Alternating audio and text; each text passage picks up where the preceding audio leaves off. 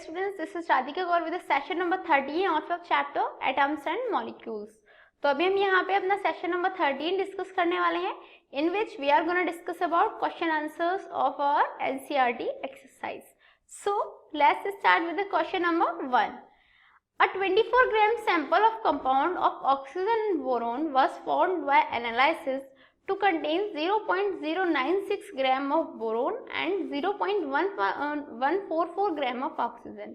क्या हुआ, 0.26 gram sample लिया हमने ऑक्सीजन बोरोन के कंपाउंड का और एनालाइज किया तो देखा कि 0.096 ग्राम तो उसमें बोरोन प्रेजेंट है और 0.144 ग्राम हमारा ऑक्सीजन प्रेजेंट है.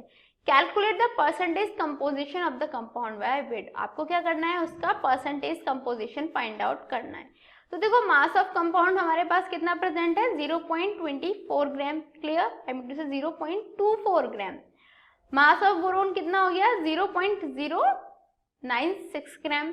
और मास ऑफ ऑक्सीजन क्या है हमारे पास, 0.144 ग्राम.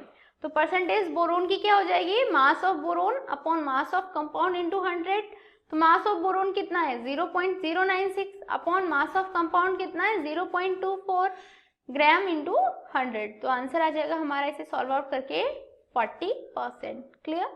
अब ऑक्सीजन की परसेंटेज निकालनी है तो हम कैसे निकाल सकते हैं, 100 माइनस परसेंटेज ऑफ बोरोन. क्योंकि क्या होता है हमारा, ऑब्वियसली सिंपल सी चीज़ है कि किसी की परसेंटेज निकालनी है तो 100 में से जो यदि हमारे पास एक कंपाउंड की गिवन है तो 100 में से उसे माइनस कर देंगे. तो 100 में से जब हम माइनस करेंगे 40 को तो आ जाएगी percentage of oxygen, that is 60 gram, sorry 60%. So the next question is, when 3 gram of carbon is burnt in 8 gram of oxygen. हमने क्या किया, 3 ग्राम कार्बन का लिया और उससे 8 ग्राम ऑक्सीजन के साथ बर्न किया.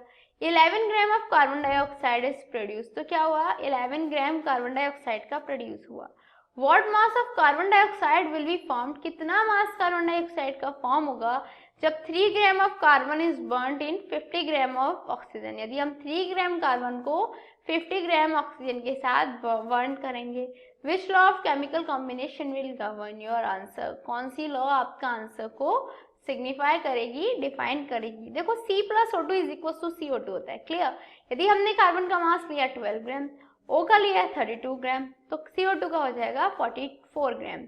तो क्लियर है, जो हमें चाहिए वो 12 ग्राम कार्बन के साथ 32 ग्राम ऑक्सीजन ही चाहिए और वहाँ पे 44 ग्राम ही CO2 प्रोड्यूस होगी, नो मैटर हम कितना ऑक्सीजन ले रहे हैं, कितनी कार्बन ले रहे हैं. Clear.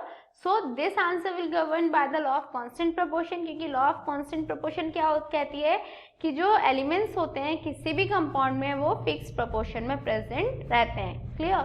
So the next question is, what are polyatomic ions. Polyatomic ions क्या होते हैं, and give examples. You have to give examples of them. Those ions which are formed from groups of joined atoms are called compound ions. वो ions जो किससे form होते हैं, group of joint atoms से. Clear. जब joint atoms के group से कोई भी कंपाउंड या कोई भी आयन का फॉर्मेशन होता है उसे हम कंपाउंड आयंस कहते हैं.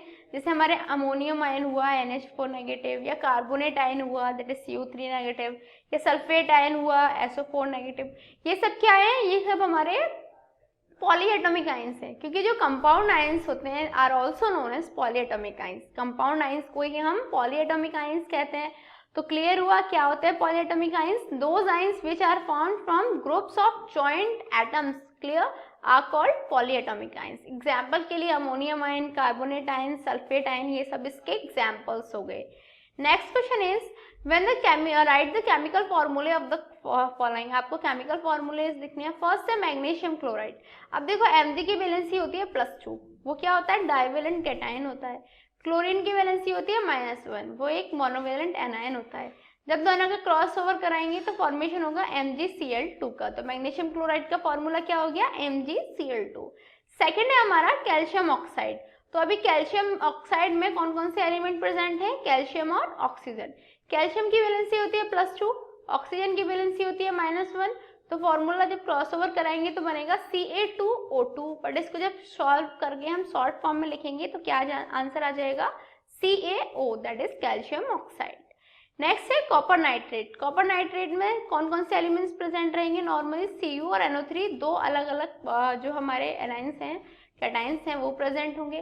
Cu की वैलेंसी हो जाएगी +2 और NO3 की हो जाएगी -1। तो क्या आएगा इसका? CuNO3 का whole twice. Clear? Copper nitride का हो गया। अभी है एल्यूमिनियम क्लोराइड। तो एल्यूमिनियम क्लोराइड में कौन कौन से एलिमेंट्स प्रेजेंट है? Al और Cl। एल्यूमिनियम की वैलेंसी हो गई +3, Cl की हो गई -2। क्रॉस ओवरिंग कराएंगे तो आंसर आ जाएगा AlCl3। क्लियर? नेक्स्ट है कैल्शियम कार्बोनेट। कैल्शियम कार्बोनेट में कैल्शियम और कार्बोनेट दो आयंस प्रेजेंट है। कैल्शियम का फॉर्म जो वैलेंसी होती है वो होती है +2, कार्बोनेट की वैलेंसी होती है -1। दोनों की क्रॉस ओवरिंग कराएंगे तो हमारा आंसर आ जाएगा CaCO3। तो क्या हुआ? मैग्नीशियम क्लोराइड का फॉर्मूला हो गया MgCl2, कैल्शियम ऑक्साइड का हो गया CaO, कॉपर नाइट्रेट का हो गया CuNO3 का होल ट्वाइस, एल्यूमिनियम क्लोराइड का हो गया AlCl3 और कैल्शियम कार्बोनेट का हो गया CaCO3। Clear? So the next question is give the names of the elements present in the following compounds. ये जो कंपाउंड्स गिवन है नीचे, इनमें बताना है हमें कि कौन कौन से एलिमेंट्स प्रेजेंट हैं। क्विकलाइम को हम कैल्शियम ऑक्साइड भी बोलते हैं। ठीक है? कैल्शियम ऑक्साइड में क्या क्या प्रेजेंट होता है? कैल्शियम और ऑक्सीजन। क्लियर? नेक्स्ट है हाइड्रोजन ब्रोमाइड। हाइड्रोजन ब्रोमाइड में कौन कौन से एलिमेंट्स प्रेजेंट होंगे? Hydrogen and bromine. नेक्स्ट है हमारा बेकिंग पाउडर। बेकिंग पाउडर में कौन कौन से प्रेजेंट होंगे? Sodium, hydrogen and carbon with oxygen. Next है पोटेशियम सल्फेट। पोटेशियम सल्फेट में पोटेशियम, सल्फर एंड ऑक्सीजन। और कैल्शियम कार्बन और ऑक्सीजन हमारे कैल्शियम कार्बोनेट में प्रेजेंट रहते हैं। ये एक एडिशनल है जो मैं आपको बता देती हूँ। ये कैल्शियम कार्बोनेट में कैल्शियम कार्बन और ऑक्सीजन प्रेजेंट रहते हैं।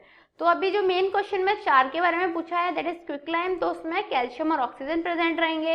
हाइड्रोजन ब्रोमाइड, उसमें हाइड्रोजन एंड ब्रोमीन प्रेजेंट रहेंगे। बेकिंग पाउडर में NaHCO3 फॉर्मूला होता है उसका, तो sodium, hydrogen, carbon and oxygen. और जो हमारा पोटेशियम सल्फेट है K2SO4, उसमें क्या क्या प्रेजेंट होगा? Potassium, sulphur and oxygen. Clear? So the next question is calculate the molar mass of the following substance. आपको ये जो सबस्टेंसेस गिवन है इनका मोलर मास फाइंड आउट करना है। फर्स्ट है इथाइन दैट इज C2H2। अभी देखो C2H2 में कार्बन के 2 एटम्स होते हैं, हाइड्रोजन के भी 2 एटम्स होते हैं। कार्बन का मास 12 होता है, हाइड्रोजन का 2 होता है। तो हम कैसे लिख सकते हैं इसे? 12 × 2 प्लस का 2 × 1 इज इक्वल टू 26 यूनिट्स। तो इथाइन का मास हो गया 26 यूनिट्स।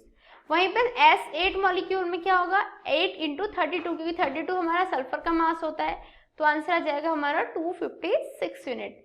नेक्स्ट है हमारा फॉस्फोरस मॉलिक्यूल। फॉस्फोरस मॉलिक्यूल, जब फॉस्फोरस है उसका मास होता है 31, तो हमारे 4 एटम्स प्रेजेंट है, इसीलिए क्या हो जाएगा? 4 × 31 is equal to 124 units. Clear? HCl में हाइड्रोजन का 1 प्लस क्लोरीन का 35.5 इज इक्वल टू क्या आ जाएगा? 36.5 यूनिट्स। यहाँ पे आप देखो HNO3, यहाँ पे हाइड्रोजन का 1 एटम प्रेजेंट है, नाइट्रोजन का मास 14 हो जाएगा, ऑक्सीजन के 3 एटम्स प्रेजेंट है और उसका मास होता है 16, तो 3 × 16 हो जाएगा। तो ये क्या हो जाएगा? 1 + 14 प्लस 48, तो इज इक्वल टू हो जाएंगे 63 यूनिट्स। क्लियर? तो इथाइन का मास हो गया 26 यूनिट्स, एसिड का मास हो गया 256 यूनिट, फॉस्फोरस मॉलिक्यूल का हो गया 124 units, hydrochloric acid that is HCl का हो जाएगा 36.5 और nitric acid that is HNO3 का मास हो जाएगा 63 units. Clear? So the next question is right the mass of 1 mole of nitrogen atom. Nitrogen atoms के 1 मोल्स का कितना मास होगा? अब देखो नाइट्रोजन का जो मास होता है वो होता है, एटॉमिक मास होता है 14 यूनिट। हमें निकालना है mass of 1 mole of an atoms, तो ऑब्वियसली 1 मोल किसके इक्वल होता है? ग्राम एटॉमिक मास के, तो किसके इक्वल हो जाएंगे? 14 ग्राम के। क्लियर? तो नाइट्रोजन का 1 मोल का क्या मास होगा? 14 ग्राम। नेक्स्ट क्वेश्चन है 4 moles of aluminium atom. Aluminium atoms के 4 मोल्स का मास निकालना है। तो देखो 1 मोल जो है एल्यूमिनियम का, उसका मास होता है 27 ग्राम, तो 4 मोल्स का कितना हो जाएगा? 27 × 4 दैट इज 108 ग्राम्स। नेक्स्ट है 10 moles of sodium sulphate. Na2SO3 के यदि हम 10 मोल्स लें तो उनका कितना मास हो जाएगा? तो 1 मोल का क्या होगा? It's not 10, it's 1 mole. Clear? तो 1 मोल का मास हो जाएगा हमारा 23 × 2 plus 32 plus 16 into 3 is equal to 46 plus 32 plus 48। यदि आप इनको प्लस करोगे तो आंसर आएगा आपका 126। क्लियर।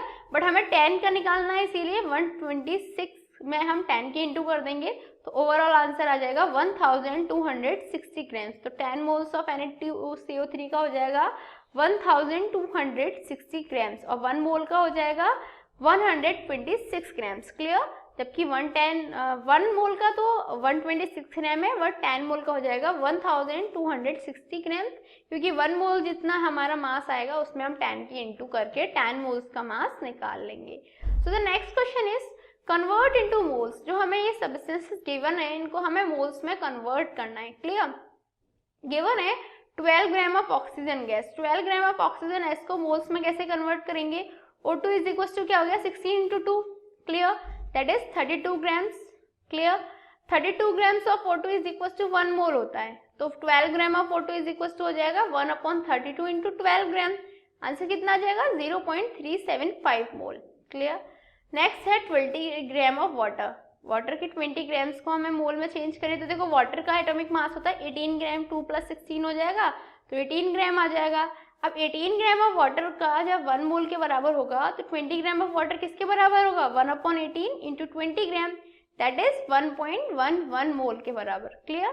नेक्स्ट है 22 ग्राम ऑफ कार्बन डाइऑक्साइड। तो कार्बन डाइऑक्साइड का मास होता है 12 plus 32 that is 44 grams. Clear. जब 44 ग्राम CO2 1 मोल के बराबर होगा तो 22 ग्राम CO2 किसके बराबर होगा 1/44 into 22 is equal to 0.5 mole. Clear. तो 12 ग्राम ऑक्सीजन गैस 0.375 मोल्स के बराबर होगी, 20 ग्राम वाटर 1.11 मोल के बराबर होगा और 22 gram of carbon dioxide 0.5 moles के इक्वल होगी। Clear. So the next question is right the masses of 0.2 mole of oxygen atom and 0.5 mole of water molecule. Oxygen atom की 0.2 मोल्स का मास क्या होगा? 1 मोल ऑफ ऑक्सीजन एटम का मास क्या होता है 16 ग्राम होता है, तो 0.2 का क्या हो जाएगा 16 इंटू 0.2 दैट इज 3.2 ग्राम। जो मास होता है 1 मोल ऑफ H2O का वो होता है 16 ग्राम, तो 0.5 moles of H2O will contain 18 into 0.5 that is 9.0 ग्राम, क्योंकि जब 1 मोल का H2O का मास 18 ग्राम था तो 0.5 मोल का क्या हो जाएगा 18 इंटू 0.5, क्योंकि दोनों की हम मल्टीप्लाई कर देंगे तो आंसर आ जाएगा 9.0 gram. Clear. So next question is calculate the number of molecules of sulphur acid present in the 16 gram of solid sulphur. Solid sulphur में कितने नंबर ऑफ मॉलिक्यूल्स प्रेजेंट होंगे? 16 ग्राम सॉलिड सल्फर में sulphur के कितने molecule present होंगे हमें वो find out करना है। तो यहाँ पे देखो मास ऑफ सल्फर गिवन है हमें 32 इंटू 8 इज इक्वल टू 256 ग्राम। तो नंबर ऑफ मॉलिक्यूल्स कितने होंगे? ऑब्वियसली 6.022 इंटू 10⁻23 होंगे। तो number of acid molecule is 16 ग्राम, वो 256 ग्राम में तो 6.022 इंटू 10⁻23 मॉलिक्यूल्स प्रेजेंट होंगे, बट हमें निकालना है 16 ग्राम में, तो हम क्या करेंगे 6.022 इंटू 10⁻23 अपॉन 256 इंटू 16 मॉलिक्यूल्स उसमें हम प्रेजेंट हो जाएंगे उसके। तो इसको सॉल्व आउट करेंगे तो आंसर आएगा 3.76 into 10⁻22 molecules, that is 3.76 into 10⁻20 molecules will be present in the sulfur acid molecule when the mass is taken to be 16 ग्राम। जब सॉलिड सल्फर हम 16 ग्राम लेंगे तो कितने नंबर ऑफ मॉलिक्यूल्स प्रेजेंट होंगे सल्फर के? 3.76 into 10⁻22 molecules. Next question is calculate the number of aluminium ions present in 0.051 gram of aluminium oxide. हमें aluminium ions के numbers निकालने हैं किसमें? 0.051 ग्राम ऑफ एल्यूमिनियम ऑक्साइड में। अब देखो एल्यूमिनियम ऑक्साइड का मास हो जाता है हमारा 27 इंटू 2 प्लस का 16 इंटू 3 इज इक्वल टू कितना आ जाएगा 54 प्लस का 48 दैट इज 102 ग्राम। तो एल्यूमिनियम ऑक्साइड का हमारा मास हो गया 102 ग्राम। एल्यूमिनियम ऑक्साइड की रिएक्शन कराते हैं तो हमें मिलता है 2AlC3 plus 2O2 negative, that is aluminium ion कितने हैं? 2 हैं। 102 ग्राम Al2O3 contains Al3 negative ions. कितने नेगेटिव आयंस होंगे 102 ग्राम में? 2 इंटू 6.022 इंटू 10⁻23। 2 क्यों लगाया हमने यहाँ पे? क्योंकि 2 हमारे एल्यूमिनियम आयंस प्रेजेंट है, इसीलिए 2 into 6.022 into 10⁻23। Therefore 0.051 gram Al2 will contain, कितने कंटेन करेगा वो, क्या करना है हमें, 2 इंटू 6.022 इंटू 10⁻23 अपॉन क्या करेंगे, एटॉमिक मास जो हमारा Al2O3 का आया दैट इज 102 इंटू 0.051। क्लियर, तो आंसर आ जाएगा इसे सॉल्व आउट करके 6.022 इंटू 10⁻20 Al3 प्लस आयंस। तो कितने नंबर ऑफ आयंस प्रेजेंट होंगे एल्यूमिनियम के, 6.022 into 10⁻20। Clear, so what did we learn today, आज जो हमने एक्सरसाइज थे हमारे एटम्स एंड मॉलिक्यूल्स के, उसके सारे क्वेश्चंस जो एक्सरसाइज क्वेश्चंस थे वो सॉल्व किए।